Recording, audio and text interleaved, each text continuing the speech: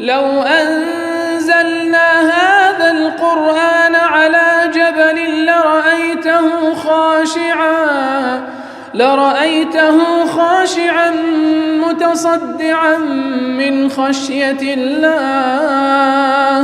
وتلك الأمثال نضربها للناس لعلهم يتفكرون. الحمد لله والصلاة والسلام على رسول الله وعلى آله وصحبه ومن والاه. السلام عليكم ورحمة الله. برزان خوش حال لوانه 331 لوانه كاين تفسير القرآن بيروز بهم وخزمتان ومبست رضامندی خواهی گوری و هیوادان اوی عزیز سودی دور بگرن. أعوذ بالله من الشيطان الرجيم. بسم الله الرحمن الرحيم. واعبدوا الله ولا تشركوا به شيئا وبالوالدين إحسانا وبذي القربى واليتامى والمساكين والجار ذي القربى والجار الجنب والصاحب بالجنب وابن السبيل وما ملكت أيمانكم إن الله لا يحب من كان مختالا فخورا. بەڵێ خۆشەویستان دیارەوە لەوانەیە ڕابردوش کەمێک لە خزمەتەوە ئاتێدا بووین کەوا خوای گەورە باس لەو حەقانە دەکاتکەوا لەسەر بەندە هەیە. یەکەم حەق لەسەر بەندە هەبی حەقی خوایە سوبحانه وتعالى. ئەو خوای کەوا خەڵقی کردیە، ئەو خوای کەوا خاوەنی ئەوە و ئەو خوای کەوا ڕزقی دەدا و ئەو خوای بەڕێوەی دەبا ئیتر ژیان و مردنی ئەو بەندەیە بەدەست ئەوە ئیتر حەقی خوا لەسەری ئەوەی کەوا بیپەرستی شەریکە لە بۆ بڕیار نەدا. ئیمانی پێهەبی بە تاک و تەنیا ئیمانێک لە دڵ و دەروونەوە چەسپابی و ئیمانە بە زمان ئیقراری پێ بکاتن و ئەعتراف پێ بکە و بە کردەوەکانیش بیسەلمێنیتن. ئیتر کەسێک بەو شێوەی خوای گەورە بە تاک و تەنیا بپەرستیتن و شەریکی لێ بڕیار نەداتن ئەوە حەقی خوای لەسەر خۆی ئەدا کرد و حەقی خۆشی مەزمون دەکا کە خوای گەورەش سوبحانه وتعالى سزای کەسێک نادا وەکو لەو حەدیثەی کە لەوانەیە ڕابردوو باسمان کرد کە خوای گەورە سزای کەسێک نادەکا بەو شێوەی شەریکی لە بۆ بڕیار نەدایە. پاشان دەفەرمی وەبیلوالیدەینی ئیحسانە چاککردن لەگەڵ داک و باب. جا لێرەدا یەکسەر پرسیارێک دەتەمێشکمان خوای گەورە سوبحانه وتعالى کە باس لە حقوقەکان دەکا یەکەم جار حەقی خوا دواتر حەقی دایک و باب ئەدی حەقی پێغەمبەر صلى الله عليه وسلم. دیارە حەقی پێغەمبەری صلى الله عليه وسلم لە ضمنی حەقی خوایە سوبحانه وتعالى. کاتێک کە دەفەرمی واعبدوا الله ولا تشركوا به شيئا کو عیبادەتی خوای گەورە بکەین پێویستە لە ڕێگای پێغەمبەر بی صلى الله عليه وسلم. کەواتە لە تەمامی عیبادەتکردنی خوا بە تاک و تەنیا و بڕیار نەدانی شەریک لە بۆ خوا سوبحانه وتعالى ئەوەیە کەوا لە ڕێگای ئەو شەریعەتەی کە پێغەمبەر هینایەتی صلى الله عليه وسلم كواتا حقي پیغمبر صلى الله عليه وسلم لضمن حقي خوايا سبحانه وتعالى من يطع الرسول فقد أطاع الله. أو جوارالي پیغمبر بكاس رسواته جوارالي خواي كدي سبحانه وتعالى. كواتا يكم حق لسر بندكان حقي خوايا سبحانه وتعالى إذا حقي پیغمبر كشي صلى الله عليه وسلم لضمن حقي خواي قوريا فيستا أو حقا أدابك أو جدوى لباشي خوا سبحانه وتعالى ولباشي بيغمبركي صلى الله عليه وسلم وبالوالدين إحسانا. كواتا لغيري بيغمبر صلى الله عليه وسلم لنا وبشر أو جا قولترين كس كحقي لسلمان هبي لدواي بيغمبر صلى الله عليه وسلم أو يكوا دايكو باب وبالوالدين إحسانا تاكا كردن لقل دايكو باب إحسان. كاتي كذا فرمي لقل دايكو باب تاكا بكن كواتا ليردا نفي دوش الدكاتن واتا نابي إسائي لقلب كتكو إحسان لمقابل إسائية تاكا كردن لمقابل إسائية خرافة كردن كواتا نابي خرافة لقلبكي أو يك دو نابي نتاكا ونخرافة لقلبكي والله بري هيتس وازم ليه هنا يوتاو نا أوش ناكري إلا دبي تاكي لقلبكي إلا دبي تاكي لقلبك. إحسان ديارة إحساني جوكو معلومة لعبادة كردني إخوة أو أن تعبد الله كأنك تراه فإن لم تكن تراه فإنه يراك. وشو عبادة إخوة بكيك وكوي بيبيني بلام إحسان وتاكا كردن لقل مخلوقين سيا أن تحسن إلى من أساء إليك أن تحسن إلى من أساء إليك تاكا لقل كاسك كخرافي لقل كردي سبحان الله. طبعا دايكو باب بحكمي أويكوا وكوتمان لدواي حقي إخوة سبحانه وتعالى لدواي حقي بيغم صلى الله عليه وسلم كحقي داكو بابا زكا أو داكو بابا لنا مخلوقين لهمو كسيك حقيا زيادة لسلته لهمو كسيك حقيا زيادة لبروي أوان سببا لدواي ويستو إرادة إخواي قوري أوان سببا لبوجودي تو دایک و باب سەبەبن لە بۆ وجودی تو کەواتە حەقیان زۆر گەورەی لەسەر ئەگەر خراپەشیان لەگەڵ کرد پێویستە هەر چاکیان لەگەڵ بکەیت وەبیلوالیدەینی ئیحسانە گەورەترین خراپە ئەوەیە کەوا فەرمان پێ بکەن کەوا شەریک لە بۆ خوای گەورە بڕیار بدەیت وەالعیاذ بالله وەکو لە سوورەتی لوقمان خوای گەورە باس دەکات وإن جاهداك على أن تشرك بي ما ليس لك به علم فلا تطعهما ئەگەر هەوڵیان لەگەڵتدا شەریک لە بۆ خوای گەورە بڕیار بدەیت کەوا هیچ بەڵگەی لەسەر نییە لێرەدا جۆڕایەلیان مەکە کەواتە لێرەدەوە قاعیدەیەکی عامە لا طاعة لمخلوق في معصية الخالق هیچ کەسێک هەر مەخلوقێک بی فەرمان پێ بکە بە معسیەتی خوای گەورە پێویستە تاعەتی نەکەی ئەگەر داک و بابیشت بی ئەگەر داک و باب گەورەترین معسیەتی شەریک بڕیاردان لە بۆ خوا سوبحانه وتعالە لە خوارویش هەر شتێک معسیەتی خوای گەورە بی فەرمانیش پێکردی نابی بیکەی بەڵام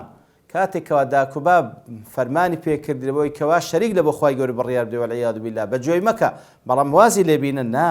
وصاحبهما في الدنيا معروفا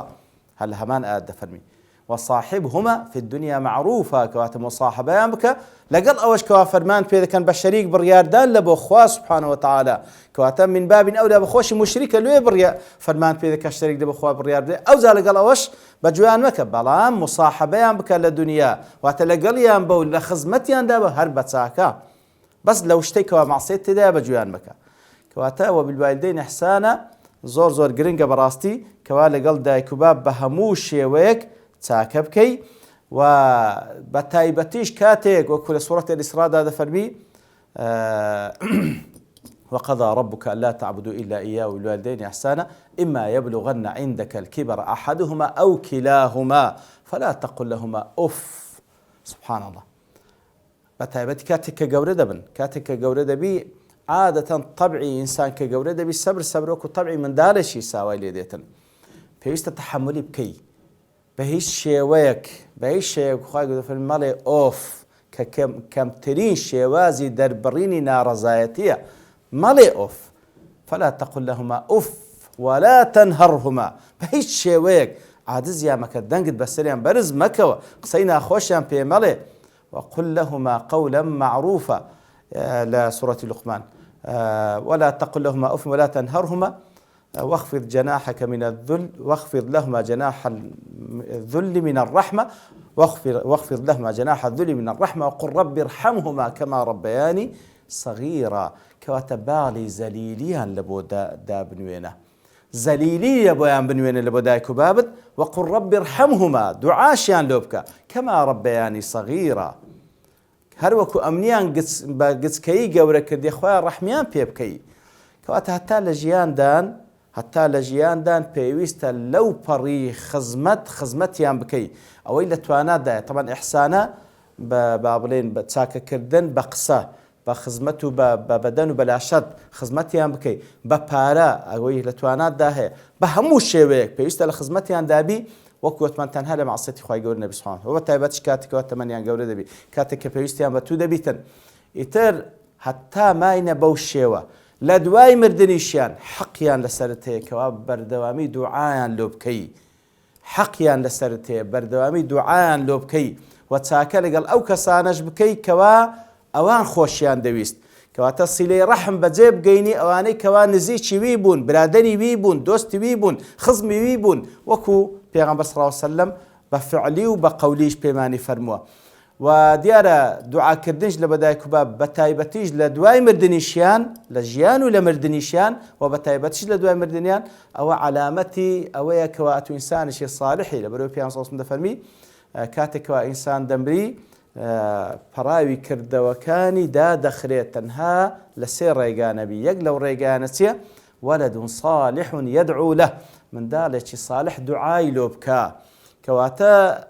ئەوە نیشانەی لەسەر ئەوەی نیشانەی منداڵی صالح ئەوەیە کەوا دوعا لۆ داک و باوی دەکا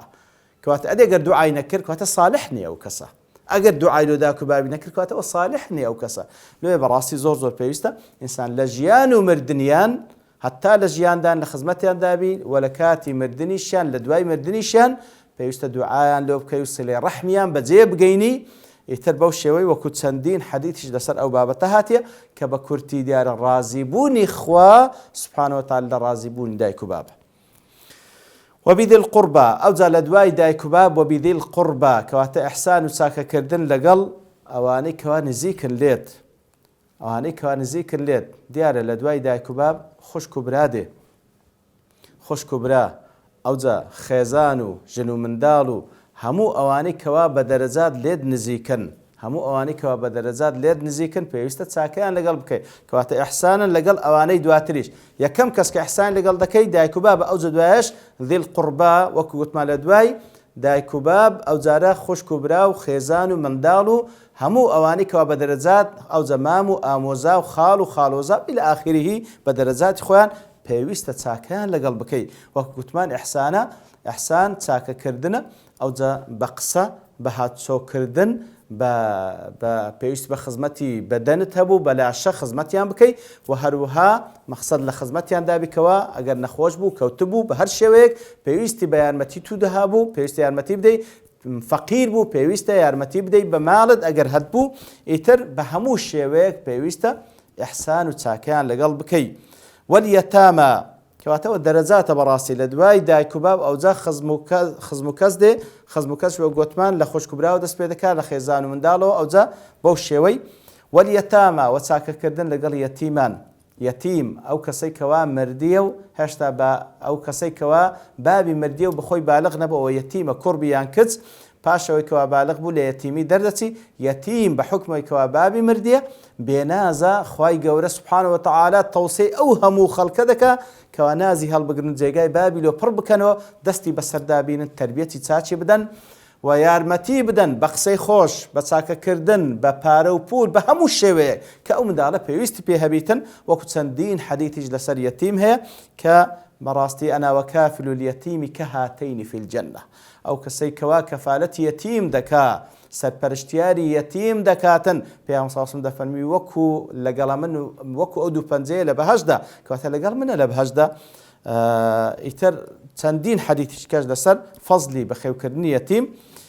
والمەساکین و هەروەها میسکینەکان ئەوانەی کەوا دیارە میسکین هەیە فەقیر هەیە بەڵام کاتێکەوە هەردووک پێکەوە باز دەکرێت جیا دەبنەوە کاتێکەوە یەک لەوان باز دەکرێت هەردووچی دەگریتەوە دیارە فەقیر ئەو کەسەیە کە هیچی نییە میسکین ئەو کەسەیەکەوە هەیتی بەڵام بەشی ناکە بەڵام کە لێردا باس کراوەتە فەقیر و میسکین چاکەیان لەگەڵ بکە چاکەیان لەگەڵ بکە بە تایبەتی میسکین لێرەدا ئەو کەسێکەوە پێویستی بە پارە و پول و نەدارە ئیتر یارمەتی بدە لە قەدەر توانای خۆت بە زەکات بە سەدەقە بە هەموو شێوەیەک یارمەتی بدە والمیسکینی والمەساکینی والجاری ذی القوربى و هەروەها ئەوجا دێتە سەر حەقی جیران ئەو جیرانەی کەوا باس چەند جیرانێک دەکە ئەو جیرانەی کەوا ذی القوربایە ئەوەی کەوا خزمەتی لەگەڵ تەیە خوتاندێک دەزانن دەفەرمێتە لێت نزیکە والجاری الجنوب ئەو جارەی ئەو جیرانەی کەوا لێت دوورە وەکو مەکان و جێگا کەواتە ئەو جیرانەی لێت نزیکە ئەوی لێت دوورە هەندێک دەڵێن لێرەدا والجاری ذی القورباتە هەم جیرانتە هەم خزمیشتە والجاری الجنوباتە جیرانتە بەڵام بێگانەیە ئەوش حەقی لەسەرت هەیە والصاحب بالجنب کەواتە لێرەدا بەڕاستی وەکو گوتمە ئەو دەرەجاتە یعنی تەماشا دەکەی لە پاشی دایک و باب ئەوجا خزم و کەس وەکو گوتمان لە خوشک و برا و لەوانەوە دەست پێ دەکاتن ئەوجا یەتیم ئەوجا مەساکین ئەوجا جیران بەڕاستی لە چەندین حەدیث پێغەمبەر داهاتێ صلی الله عليه وسلم وەکو لەو حەدیثە کە ئیمام ترمذی ڕوات کرێ مجاهد دەڵێ ذبحت شاة لعبد الله بن عمرو رضي الله عنهما في أهله فلما جاء قال أهديتم لجارنا اليهودي كواتا كاتكوا شاتك بابلين حيوانشان سربري كي عبد الله كوري عمر بو لبوي كوا توزيع بكن كاتكوا هاد طبعا لبو عائلي خوي سربرابو قوتي أهديتم لجارنا اليهودي بەشێکتان لەو حیوانە سەربڕا برتان لە بۆ جیرانە یەهودیە کەمان ئەهدەیتم دووزان دووبارەی کردەوە لەبەرەوەی پێغەمبەر صلی الله علیه و سلم فەرموویتی ما زال جبريل يوصيني بالجار حتى ظننت أنه سيورثه لەبەر جۆم لە پێغەمبەر صلی الله علیه و سلم کەوا دەفەرمی جبریل بەردەوام وەسیەتی پێکردیمە ئاگاتان لە زیرانتان بی هەتا وەکو گومانم وابوو کەوا میراتی دەگری هەندە حەقی زۆرە کەواتە بەڕاستی جیران حەقی زۆرە وەکو ئینشاءالله لە وانەکانی داهاتوش دەین و خزمەت ئەو ئاتە کە حقوقەکان کە باز دەکات لەبەر تەوابوونی کات لێرە دەوەستین بە پشتیوانی خوای گەورە لأواني داهاتو إن شاء الله دين وخزمتي. وصلى الله وسلم على نبينا محمد وعلى آله وصحبه أجمعين، وآخر دعوانا الحمد لله رب العالمين. لو أنزلنا هذا القرآن على جبل لرأيته خاشعا متصدعا من خشية الله. وتلك الأمثال نضربها للناس لعلهم يتفكرون.